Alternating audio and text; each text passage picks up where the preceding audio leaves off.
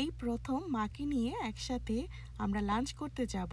আর এই লাঞ্চ করার একটা মহান উদ্দেশ্য হচ্ছে মার সাথে সুন্দর সময় কাটানো। কখনোই মার সাথে সেইভাবে মাদার্স ডেটা উদযাপন করিনি।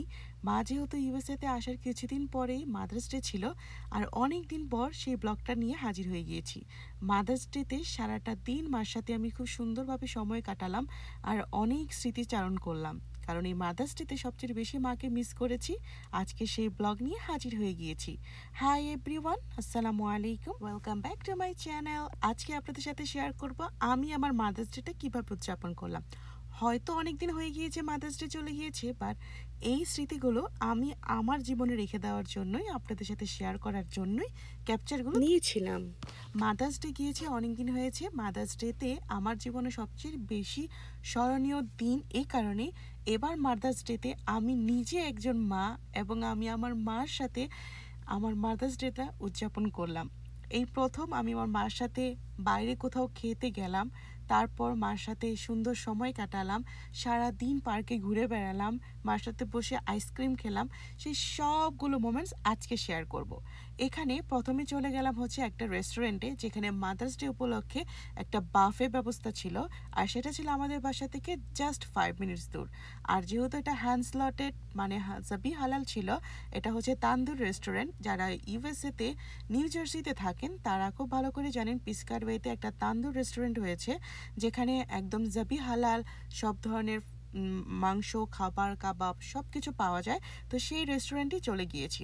তো এখানে যাওয়ার পর দেখলাম খুব এলাহি আয়োজন ছিল, আর মারও আমার মতো পাকিস্তানি ফুড সবচেয়ে বেশি পছন্দ।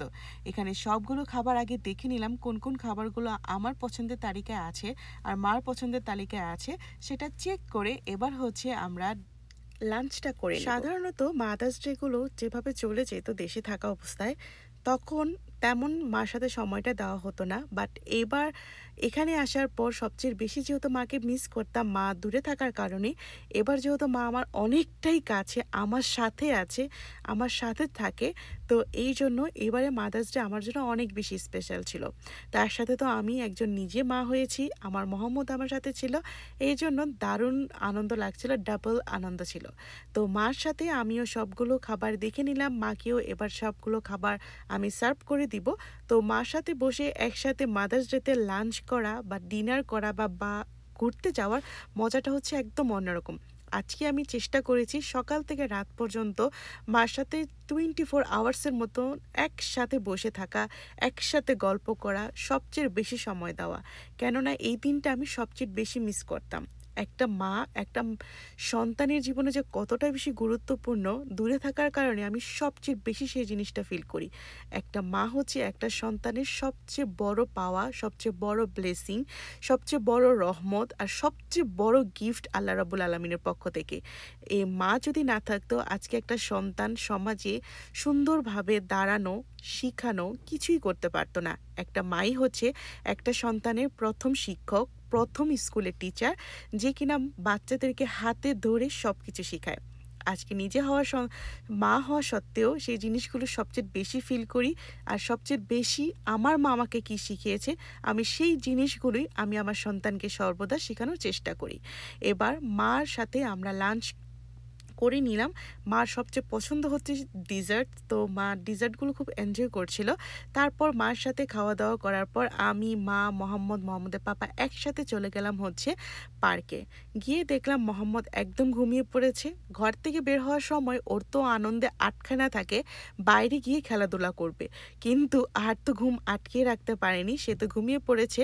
তো আমি আর মা ঘাসের উপর বসে অনেকক্ষণ সময় স্পেন্ড করলাম আর অনেকক্ষণ আমরা গল্প করলাম। এরপর মোহাম্মদ যখন ঘুম থেকে উঠে গেল, এরপর আমরা চলে গেলাম হচ্ছে পার্কে। মোহাম্মদের পাপা দুজনই হচ্ছে পার্কে হাঁটাহাঁটি করছিল আর পাশে মা নামাজ পড়ছিল।